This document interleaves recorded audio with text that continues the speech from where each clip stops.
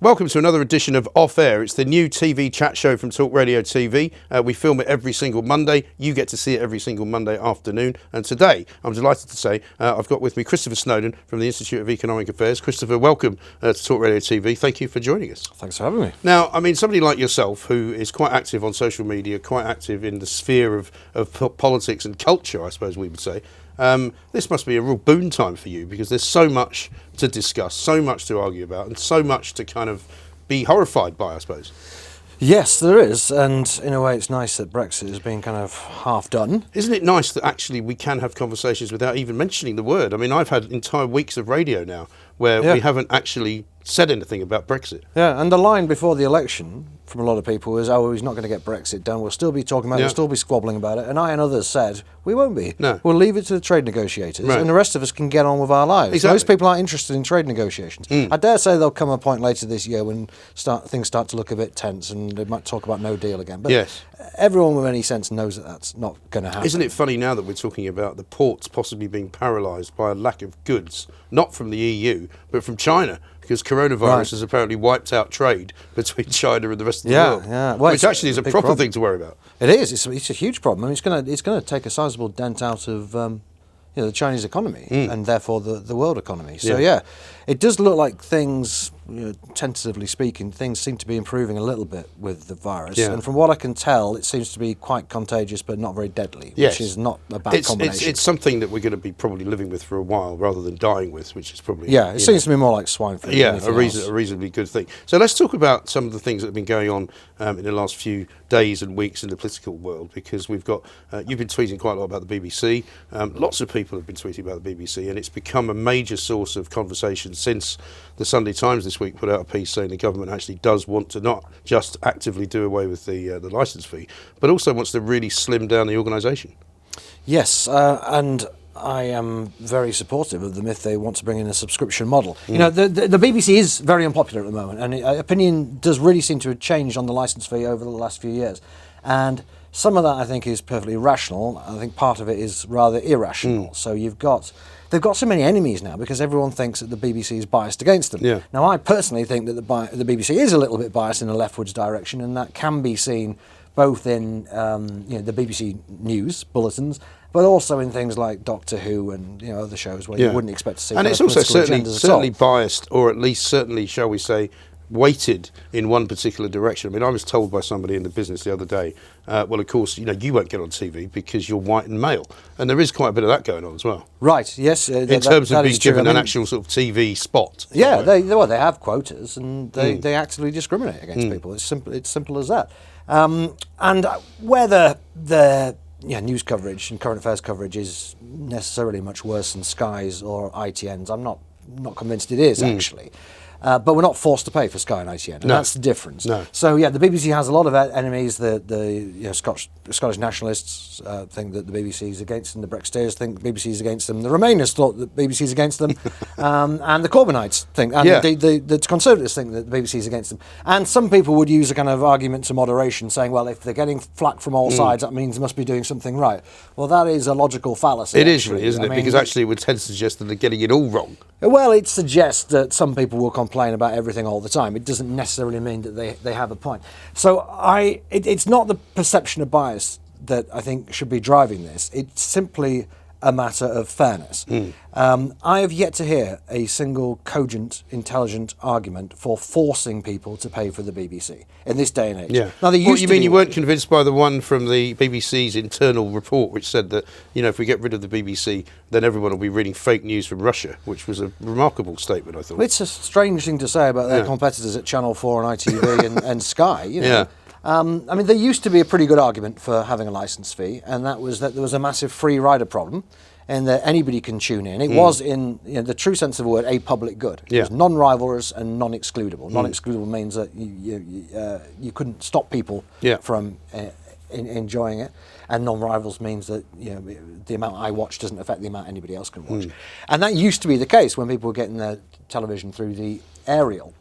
But that, of course, is no longer the case. And the fact that we have subscription channels like Netflix and Amazon, the fact that Sky can click you in and out of a particular service, particular channel, within seconds, shows that we now have the technology, and certainly by 2027, which I think is when the current... The charter's renewable, yeah. Certainly we've got time to move the BBC in that direction over the course of 7 years. And I really think the BBC needs to embrace this, because it isn't necessarily a threat by any means. If they are confident in what they are selling and producing, they will of course accept that a certain number of people are going to drop out, because some people simply don't watch anything the BBC. Right. A lot of people are using this argument, but what about the old people who haven't got, smart TVs and haven't got digital access and all of that? Well, again, 7 years. Again, in 7 years' time, I think that one will be a very different ball game. And also, without wishing to sound too middle class here, I think most elderly people have probably got smart TVs, and if they haven't, they will have by then, and they'll have children of an age of 50 or 60 who will be able to help them out with it. Yeah, we've managed to move to widescreen very easily. We've managed to move to HD fairly successfully. Right. We certainly managed to move from analogue to digital in a relatively short space of time. A lot of people said it would never happen, and it has. So I don't think there's no real technological problem here. This is a technological opportunity. Sorry to interrupt you, but if it wasn't for the BBC, we would have moved to digital radio a lot quicker as well, because they're the ones that have hung on to near death for the FM signal that they've got. Oh, is that right? Because they know that if they lose the FM signal, they will lose almost all of their listeners. Right. Well, I mean, radio is, of course, a public good in the true sense of the word. And so the interesting question is what would you do with the radio? And funnily enough, when I have arguments about this, as I have had the last few days, when people talk about the quality, indispensable content from the BBC, they generally will cite Radio 4, 5 Live, the World Service. Yeah. They're not so much a television stations. Right. So I think with the radio stations, the answer is that, for the World Service, you have it paid for by the Foreign Office, which it already is.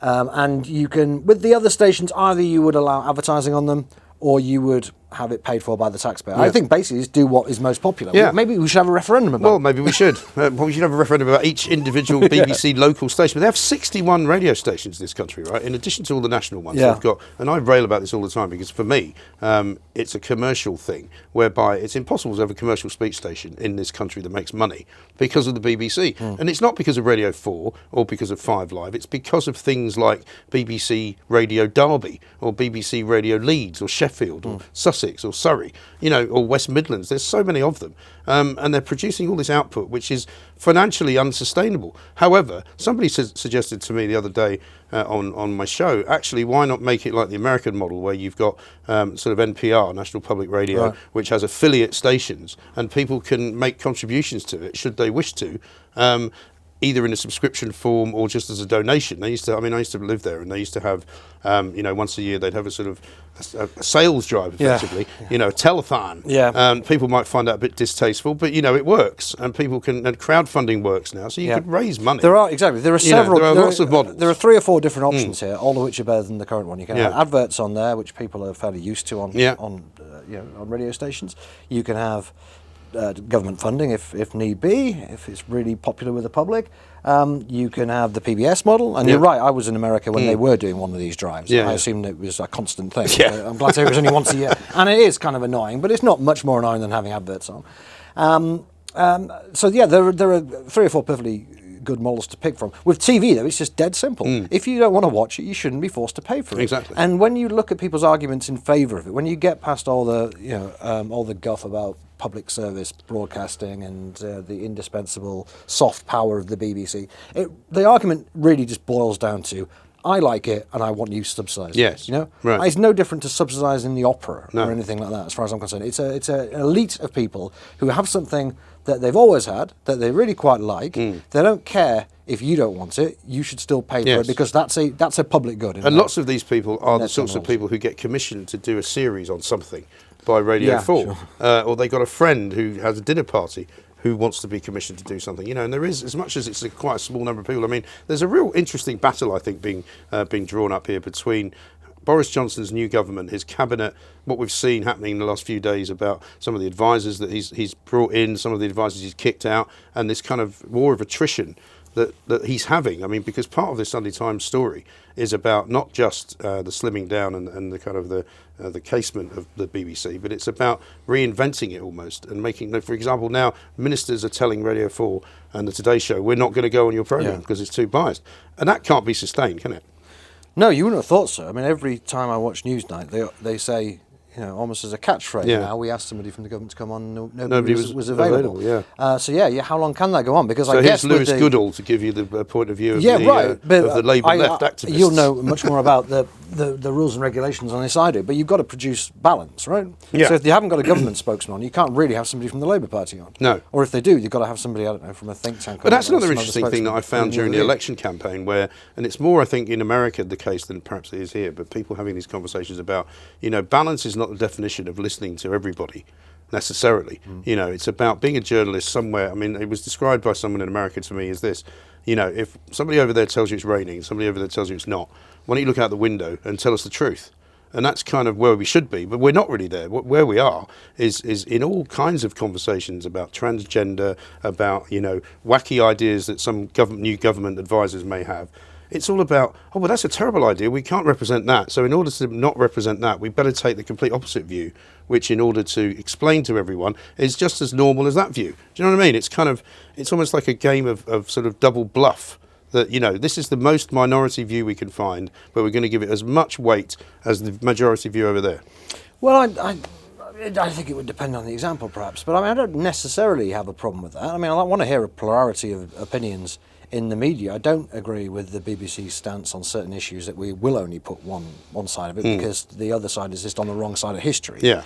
But obviously within reason. Well, I suppose let me give you an example to make it easier to explain. The climate change debate, for example, which has now gone so far to one side that it's no longer really a debate, because you hear people saying all the time, well, of course, the consensus is this, or the science is very clear, or there's hardly any reputable scientists on the other side of the argument. They say things like that all the time, thereby completely debunking any other form of thought, apart from the fact that we're all going to die in a horrible fireball at some point in the next 20 years.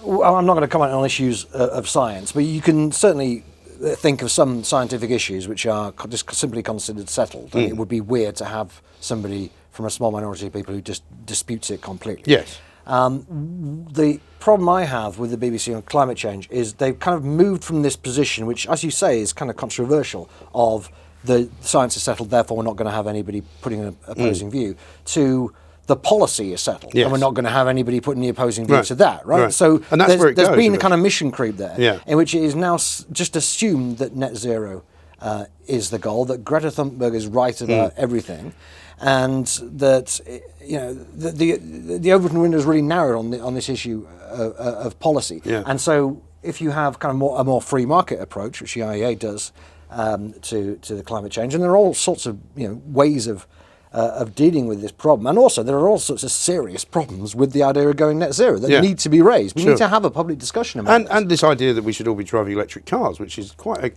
a complicated conversation to have, partly because of where the batteries come from, partly because of the fact that the batteries run out quite quickly, and nobody actually knows, for example, and I've used this before because I don't know, but I believe it's a good question to ask. What happens if you buy a second-hand electric car and it turns out to be like an iPhone? So that where basically you used to have enough life for about 24 hours before you had to recharge it. Now you only get one. So, the car that you thought was going to take you 200 miles only takes you 200 yards. Right. And I know that's a bit ridiculous. Well, no, but you're right. Analogy, there are questions to be asked about this, which you don't really hear discussed. No. This net zero target is one of the biggest and most ambitious things any government has ever tried to do. And we're not having a serious discussion about how we go about it, how much it's going to cost. Take the electric cars, for example. I am told by people who think net zero is possible that decarbonising domestic transport is a low-hanging fruit. That's the easy bit, because if we've got electric cars, they're relatively cheap to run. Once you've got a second-hand market going, then they'll be very attractive. Fair enough. But if you decarbonise domestic transport, you're going to need to double or possibly treble the amount of electricity we produce. And how are we going to do that? Right. With wind farms, which are only producing at best kind of 25% of our energy now. It's just inconceivable this is going to happen. And when you push people for an answer about how we're going to do it, they kind of and ah and waffle fairly vaguely about carbon capture and storage and improving the life of batteries. Some of this stuff may happen, but the technology is in its infancy. So we are counting on massive technological leaps of the kind that we can't even imagine now in order to meet this supposedly legally binding target. Which we're not entirely certain is actually going to make any difference, because that's the other question that never gets really asked properly on what you might call the main media outlets, which is that, well, how do you know that even if one, it's achievable, that two, it will actually make any difference? Because that's the other bit we don't know. Well, it would only make a difference if every other country follows suit. But even if every other country follows suit, it's not clear to me anyway, and I'm certainly not, and I present myself here as a climate change denier, because that's not what I am. But the point is that, there are many reasons why the Earth is evolving in the way that it's evolving. And somebody pointed out to me the other day, if we can't actually figure out how to stop coronavirus from spreading around the world, what makes us think that we could stop whatever it is that's happening to the climate? There's no logic to it. Well, I am taking the science at face value, obviously, when I say that. But if we assume that the projections are correct and the basic science, which they never have been, is correct. Well, yeah, but sure, I'm giving them a pass here, because as a think tank, we're not here to kind of question I get that. climatology or something. No. We're kind of given the essay question: if we need to go to net zero, how do we go about doing it? That's the government's objective, and there isn't really a satisfactory answer. It's just a load of politicians who are not going to be around in 30 years' time making promises that they can't keep. Yes, which I suppose we should be used to. I was quite surprised, really, that Boris Johnson decided to pick up the cudgel and run with it, basically, and to kind of give Extinction Rebellion and people like that a voice and to listen to them. Even as we speak, I think they're clogging up a few roads in Cambridge to try and draw attention to themselves and to the fact that, we're not doing enough, which is what we keep being told. But, he's setting his government out as quite a sort of a climate-friendly or a climate change-friendly environment, I suppose you might say, and leading the world on all of this stuff. And yet, as you say, it may well end up being that nothing actually changes, nothing actually happens, and that, the promises that they're making about electric cars coming into fruition in 2032 actually doesn't happen. I don't know if it'll happen by that date, but they're certainly going to spend a vast amount of money attempting to reach this target. I don't think these are just words from Boris Johnson, and they will be starting off with electric cars and getting power points down outside every house in the country, which of course is what you need to do. Yes. The other issue with electric cars, is also not most people don't have a garage. Yeah. Most people don't park in the same spot every day. Right. They park wherever they can down their street. Yeah. So you need to have power point outside every single home, effectively. Right. The cost of this is mind-boggling. It makes HS2 look like and yet HS2 bizarrely is opposed by the Green Party. This is something else that I can't quite get my head around in terms of the philosophy of green energy. They're against it because apparently it goes through some wetlands and upsets some wildlife. It goes through a lot of wildlife, and there are going to be endless battles over the next few years where various swampy type protesters tying themselves to trees and so on, because I don't know how outstanding the beauty is of some of these places, but it doesn't often matter to these protesters. They want to keep this pond. We have had ducks living here for 1,000 years. But they've only just found out about it, but they now want to preserve it. I mean, where did we get to this point where we've got this kind of, I suppose, very engaged minority of people able to shift the dial politically on an awful lot of things, including climate change, and also that they get their views represented, in my view, out of all proportion to their numbers, effectively, because all of their kind of wokeness is now adopted by people who want to appear to look as if they're, with it, and they are in fact, very civilised. It sort of goes back through the Brexit debate as well. That if you're a Brexiteer, you must by your very nature be uncouth, uneducated, stupid, possibly racist, almost certainly incredibly unable to imagine, a better life for yourself and your family. And that's gone all the way through government. It's gone all the way through education now. It's gone all the way through into the media, people getting cancelled, getting jobs, getting, people like Alistair Stewart getting fired basically because he made a tweet which was probably unwise but certainly not racist, all of that. But how do we get here? My theory is that politicians like really, really grand projects, and you don't get any bigger than saving the world from climate change. Yeah. They also go after things like obesity. Yeah. They love their public health stuff, which is what I write a lot about, because it flatters MPs to have some campaign groups saying you can save 10,000 lives at the stroke of a pen. You just have to do this, bring in this ban, increase this tax, whatever it may be, minimum pricing, plain packaging, sugar levy. Yes, what they call preventative medicine. And you can, your plan is to halve childhood obesity by 2030. That's the government's official objective. Yeah. They want to go tobacco-free by 2030. These are not things that the government has the power to bring about. Right.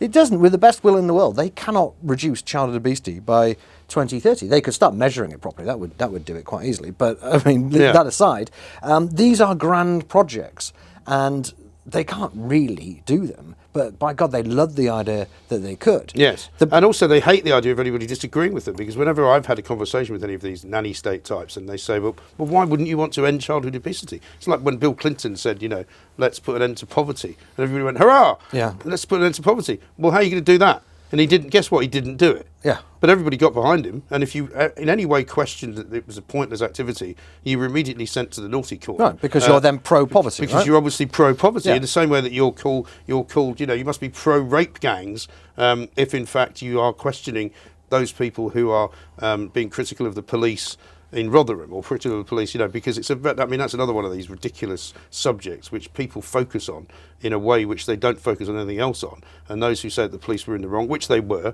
and that local councils were in the wrong, which they were. But you're sort of like, why are you so obsessed about it? Or you're pro-war if you support any kind of intervention which actually is designed, may not actually happen, but is designed to actually prevent people dying in the long run. It's a very simplistic way of viewing politics, obviously, to assume that anybody who's conservative or free market inclined is pro-poverty, pro-war, anti the environment, pro-obesity. Pro-obesity, there's a perfectly sensible trade-off with food and exercise. If you can enjoy yourself by not exercising very much and eating all the food you like, and risk getting fat, which you may or may not be able to live with, or you can make a lot of sacrifices, eat a lot of fairly tasteless food, go running a lot, and not get fat. But it's a perfectly rational trade-off to take the first option and go like, look, I just enjoy my food. I don't really want to go. But then you get rain. accused of wasting everybody's time, and that means you're going to be a drain on the NHS. Drain on the NHS, which many people are. You don't go around shooting them because they're a drain on the NHS because they happen to have, unfortunately got themselves some kind of terminal disease, or because they happen to have got cancer. You don't go around telling people with cancer, well, you should have lived differently. Well, you do if they were smokers. It started with the smokers, as with so many things. And the argument that smokers are a drain on the NHS is simply wrong. If you just look at the amount of economics tax. of it. I used to smoke very heavily up until about 3 years ago, and then I became obese. So I'm sort of hitting all the right targets here. A real drain on the NHS. Yeah, absolutely. Because I put loads of weight on because I stopped smoking. Right, but I used to say to people, you guys collect from the smokers 10 billion a year in taxes, which more than pays for any of the treatment that anybody actually gets. And actually, an awful lot of smokers die younger, so they're much less of a drain on the NHS than anyone. Yeah, the pensions and welfare is a much bigger pile of money than even the NHS. Yeah. God knows we spend a lot on the NHS. Yeah. Pensions and welfare is an even bigger source of expenditure. It's the ageing society that is going to bankrupt the government if such a thing were which is a plausible. perverse reality based upon the kind of the improvements that society has made and the way that we have become much better at looking after each other. Become healthier. We're now going to be poorer as a result. We're going to have to work longer. Yeah. I mean, that's the first real externality from people being healthier. If there were more people smoking themselves to death and drinking themselves to death, we might still be able to retire at 65. I blame the government, to be honest, for getting all these people off the various things that used to kill them. But, it is a weird paradox that we now find ourselves reading articles demonising people. I mean, to get back to the government advisor story that you guys have been talking about, all over the weekend there's been stories about this new, what are they calling him? The freak that Dominic Cummings has brought in. Misfit. Yeah, the misfit Andrew, who apparently believes in eugenics and thinks that female genital mutilation is in fact something to be laughed at. Neither of which is true. It's all about taking things out of context. And the piece that I read that you retweeted was all about how, find me somebody that has never said anything worth sort of arguing with or regretting. And they haven't really had any thoughts in their head for a very long time anyway. Well, that's it, isn't it? Yeah. It's a good thing, I think, that the government is taking on people who are free thinkers. Yeah. And being a free thinker kind of often means that people won't agree with you. And every quote I've seen that has been used to paint Sobieski as some kind of Nazi has, as you say, been taken out of context. It seems to me he was throwing ideas around. Doesn't seem to me like he has any malicious thoughts about any of this kind of stuff. But the left have used it, and not just the left, in fact, the Mail on Sunday and all sorts of people have used it as a way to try and cancel somebody. Somebody that they'd never heard of a few days ago, just because he's working for Dominic Cummings, and the knives are out for Dominic Cummings. It's like the trawling that goes on, or the trolling even that goes on, of people's Twitter accounts. As soon as somebody is appointed to do something, or it's suggested that they might be appointed to do something. Somebody, and I don't know whether there's a department somewhere that does all this, where they go all the way back through all of the tweets you've ever sent in the history of Twitter, and they find something that's objectionable and say, what about this? Look at this. He's a completely unsavoury character. She can't possibly be employed. And you are immediately demonised because of one thing that you might have said. You might have been stupid. You might have believed it. You might have been a child in some cases. Well, Mary Black, the SNP MP, she tweeted something when she was like 15 or 16, didn't she? Yeah, when she was out on the pish or something. Did you see the Lisa Nandy story yesterday? Yes. In the Sunday Times. Yeah. So Lisa Nandy, 19 years ago, while at university, when she was a deputy editor of the Newcastle University Student Union, I mean, they didn't show the entire article, but it seemed to be she was throwing around the idea that if you've got some society on campus which excludes a large number of people, then perhaps it shouldn't be subsidised by the university. Right. She was referring specifically to the LGB Right. society. That was before they had the T in those days, of course. Right.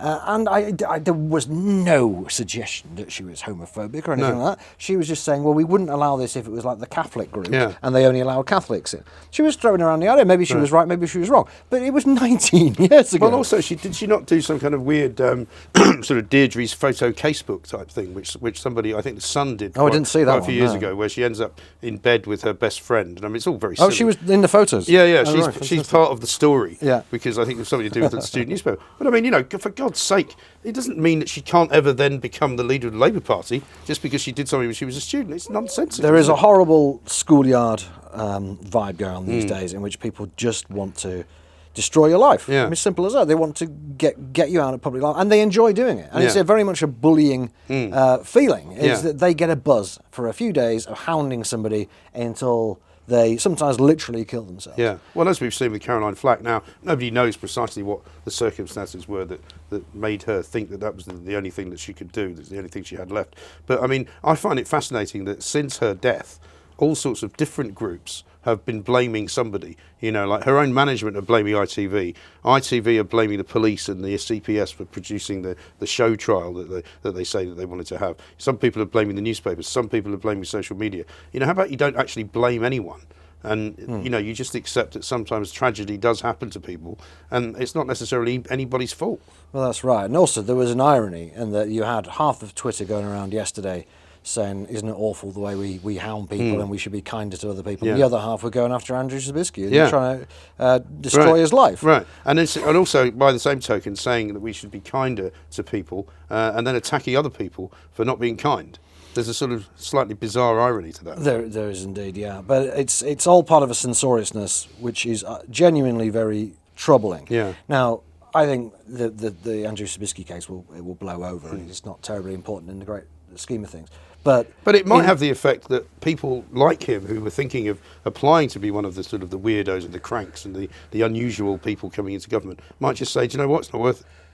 That's right. I mean, there is a real danger we'll end up with the very, very boring people, even more boring than we've got now, going into politics. Who, at the age of 45, let's say, thinking about going into politics, who is going to stand for election if they've had any kind of past, anything interesting they've done in life, ever said anything that might be controversial, which are views that they may have long since abandoned. Yes. But they're on the record but they somewhere, know that it's somewhere, in some student newspaper from 2001. Right. So we're going to end up with either very, very boring people or potentially people who just don't care. People like someone like Donald Trump, I guess. Right? Yeah. If you might end up with very, very well, I mean, there are those who say people. that Dominic Cummings is one of those because he's sort of a disruptor. He's not somebody who necessarily, and I've said this before, that he's maybe a great guy to have in an election campaign, great guy to have as part of Vote Leave. But if you've actually got a majority government, is he the right guy to be in there? Because he's more used to kind of messing everything up and going into a room and throwing everything up in the air. Yeah. When you've actually got a plan that you can make happen,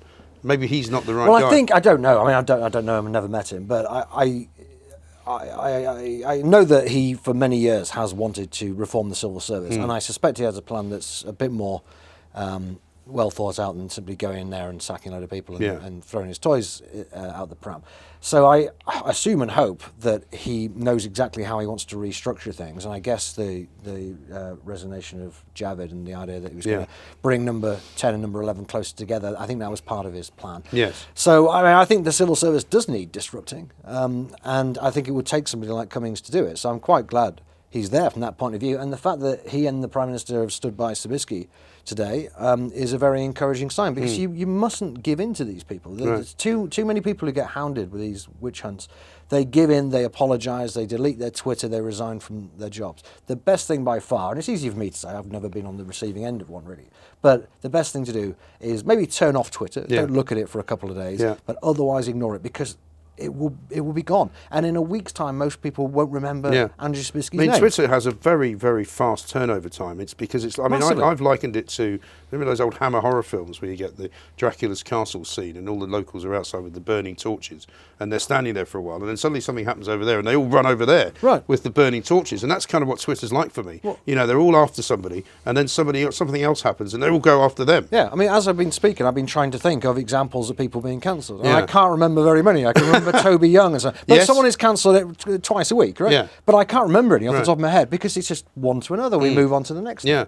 And then you see, I suppose, the corporate cancellation of things. I was reading something this week about how Everton Football Club are cancelling their contract with a betting company. So it's sort of half-hearted, because they're not cancelling it till the end of the season, but they're not renewing it because they're uncomfortable with their relationship with betting companies and sport. And you go, well, if you're that uncomfortable with it, why don't you go the whole hog and actually ban betting from sporting promotion? But you're not going to do that, because that release a whole can of worms, lawsuits and everything else, because of the amount of money that everybody makes. And so there is virtue signalling on the one hand, but there's also complete hypocrisy on the other.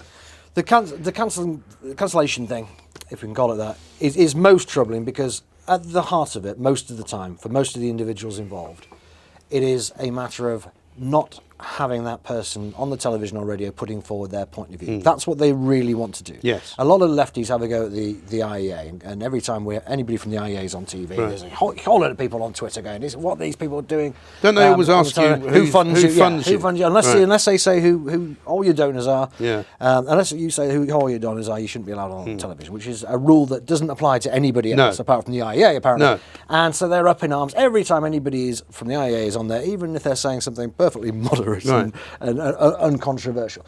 But the point is, they just don't want that point of view put forward. It's not about the IEA.